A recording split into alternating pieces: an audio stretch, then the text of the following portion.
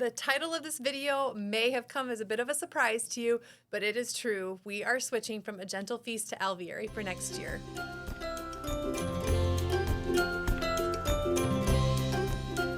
Now, before we dive in and I tell you my reasoning for the switch, please be sure to hit like and subscribe to the channel. If you find value in the things that I share here, you'll find a little bit of everything. You'll find a lot of homeschooling content. You'll find our podcast, This Devoted Life, on here as well. A little bit of our life with vlog style type things, some of the things that we do as a family, particularly as a homeschooling family. So be sure to like and subscribe to the channel and leave us a comment because I love interacting with you and it makes it so it's more fun for me to actually make these videos as well. All right, so let's talk about why we are making the switch. Now, before I say anything, this has nothing to do with the fact that A Gentle Feast is like an inferior curriculum, and it is definitely not that the Alveary is a superior curriculum. The reason that we are making the switch is plain and simple. I've been using A Gentle Feast for 5 years now, and to be honest, I just wanted to try something new. I've never tried anything else.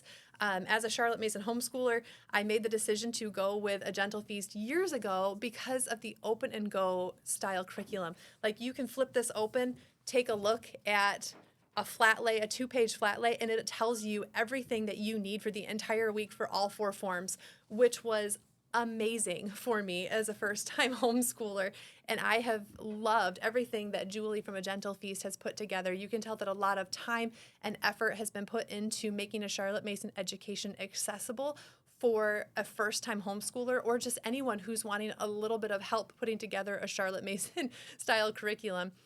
Now, with a Charlotte Mason education, you don't even have to have a curriculum. You can piece together the curriculum yourself using the principles that Charlotte Mason laid out. She has given you the groundwork within her books to lay out a beautiful feast for your children. She has many volumes of writing that if you have read over them, you can put together your own education for your children using her principles.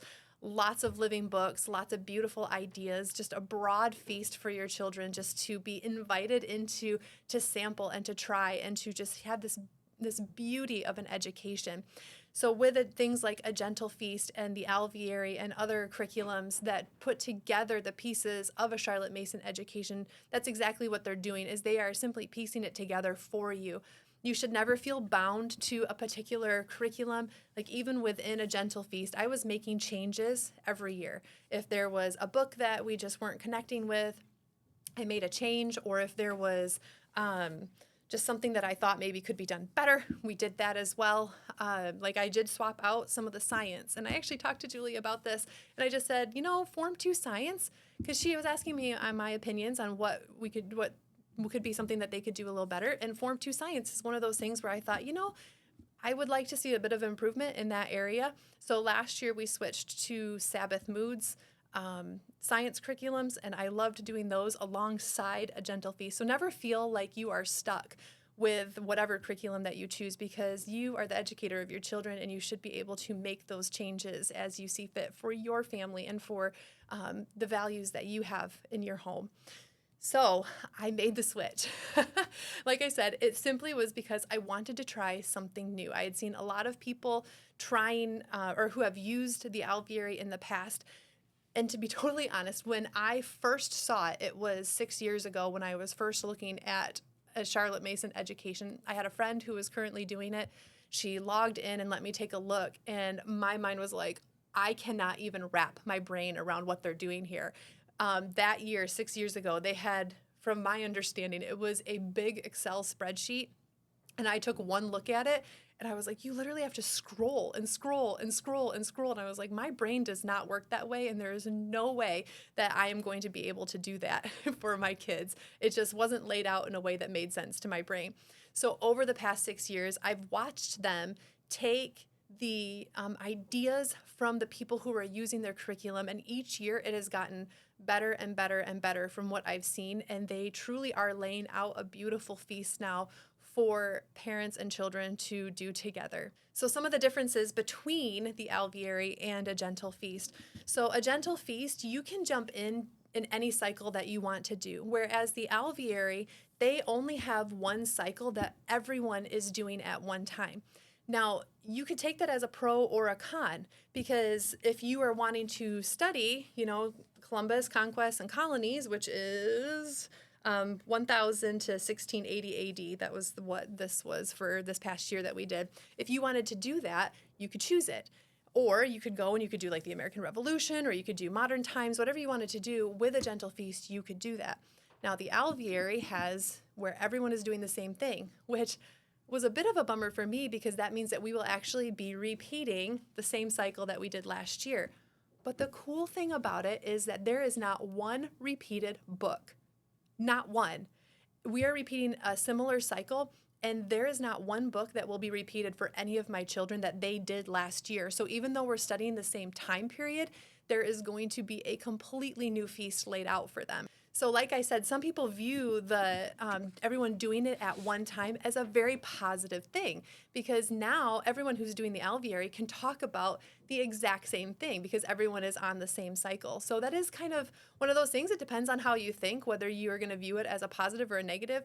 I don't have any insight into that right now because I haven't personally experienced it yet. What I do like is that the Alveary has what they call the Hive. It is an online community where people can ask questions and you can sign up for particular like segments within that community. So I am signed up for Form 1 students and for Form 2 students, which means that I'm able to talk to the parents who are currently doing the exact same thing and read about their questions and maybe answer some myself, or I can ask questions, and I'm not having to weed through all of the information that everyone is asking and everything. So some of it is devoted to like the Living Page, which is a book, but it talks about notebooking, and you can ask specific questions about that. So within that group, it really does create a tight community for the people who are using the Alveary. And so far, I have found that to be very valuable, and I've really enjoyed that part of the curriculum so far. One of the negatives that I found about the Alveary already, at least that I find, is I like to plan early. And so usually like March and April, I do start to plan out our school year. You can view the books that are going to be used for the upcoming year, but you can't view the lesson plans until June 1st. That's when they drop, and that's when everyone gets the lesson plans. So for me, that's been a little bit different because usually I've had, at least term 1 planned out for myself before June 1st. So it was a little bit different to me not getting it until June 1st. Now, once again, it's a mindset thing. So I have a friend who, like I said, has been using this for a long time, and she actually likes that they don't drop it until June 1st. And she said her positive for that was it helped her to finish the school year strong that they were currently in, rather than getting super excited about the next one and kind of petering out on the current school year. And so she actually viewed that as a positive thing. And so I loved her perspective on why she liked the June 1st drops with the lesson plans. So let's look at the lesson plans. And this is what won me over with their lesson plans and made me want to try something just new. Their lesson plans are very laid out for you, which is really cool. Rather than just telling you, hey, you should be reading this book and these chapters, they give you everything that you need to do. It tells you what to prep. There's an intro that you can read to your student or that your student can read to themselves. Then after they do that, they have, this is the history one right here, but they have a locate. They show you a map resource. They tell you which map to grab out, what page it is on, and they actually walk you through a geography study right within the history lessons, which is just so cool to see how everything is pulled and tied together. And then they have a read, narrate, and discuss, and they give you that narration question. Like this one says, why do you think all cultures have some kind of myths about how the world was created or what happens after we die? So that was just a narration question. It was more than just tell me what you know. It caused the child to think, and I really appreciate that they have that all laid out for you within the lesson plans. So there is just a wealth of knowledge in these lesson plans. And when I say a wealth of knowledge, what I really loved is this year, as I was looking just to see if maybe I wanted to make a switch, was I watched what was called their book talks. They put out book talks at the beginning of the year that talked through their book choices, why they chose them.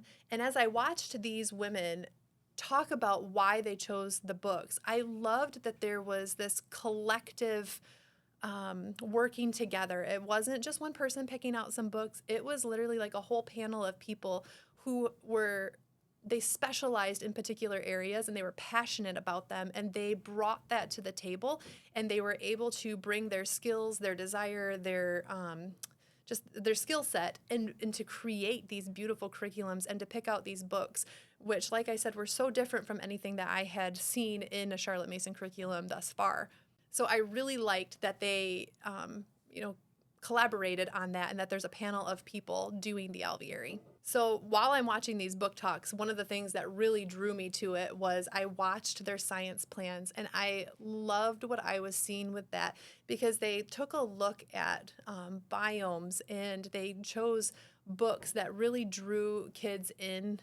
One of them that just made me super excited was one of the books that my Form 2 student is going to be reading was The Wolves and Moose of Isle Royale. I might have gotten that backwards. It might be Moose and Wolves of Isle Royale, but that's a local book for us because we're in Michigan. Isle Royale is a state park or a national park in Michigan that we have not visited yet because it's a little island way up north. And so I was excited for my son to be able to study that. I liked that in the lower years, it wasn't just nature lore and going out and just being in nature. They actually had some very specific lesson plans for Form 1 students that we are reading about particular science subjects. And I liked that, once again, there was a little bit of the hand-holding with the lesson plans that helps you to connect these dots without actually connecting the dots for your child. I want to be clear about that because that's something Charlotte Mason is very particular about, is that you're not supposed to connect the dots for them, but rather these beautiful open-ended questions and just giving a little bit of guidance to help your child see the broad picture where it's not just history, it's also geography. These people truly lived, here's where they lived. Science, once again, it's, this is our home. This is right around here. This is what we can learn about this particular area. Why does it matter? That type of thing. So I really loved just the science plans, and I wanted to see if that would fit us a little bit better. Now, I was talking with a friend, actually, who did the Alveary last year, and I was kind of asking her opinion on different things. And I told her, I said, as a first-time impression, so we have not done any of the curriculum yet, none at all. My first impression of the Alveary was this: I would not recommend it for a first-time homeschooler, because as I've been diving through these lesson plans, as beautiful as they are, it is a little overwhelming because there is just so much to take in. So maybe someone who has been doing a Charlotte Mason education for a while, or someone who has a really strong understanding of what it is prior to starting homeschooling. I'm in a book club where there are some moms with like 2- and 3-year-old kids who are studying Charlotte Mason and have a good understanding of her philosophy of education. So I believe that they could probably jump in with Alveary. But for me, if I had taken one look at this 6 years ago, I would have been like, oh my goodness, this is overwhelming. There is so many moving parts. So I don't know if this would be something that I would recommend. I would for sure recommend A Gentle Feast to someone who is a first-time homeschooler because it is so laid out for you.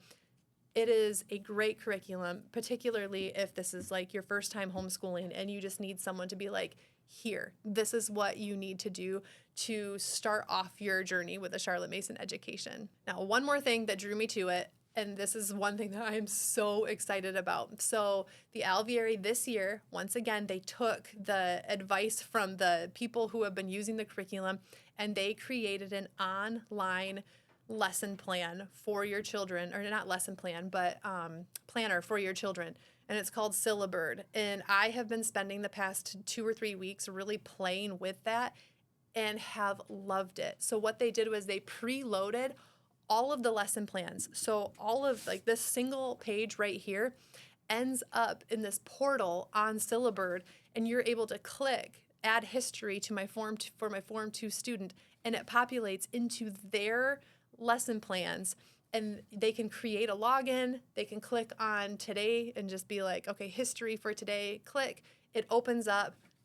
These lesson plans are right there with every link that you would need. So as they're reading through it, if there was a link, like down here it says image link wampum belt, your student has access to that. They'll be able to click it and it'll pop up and show it to them right away.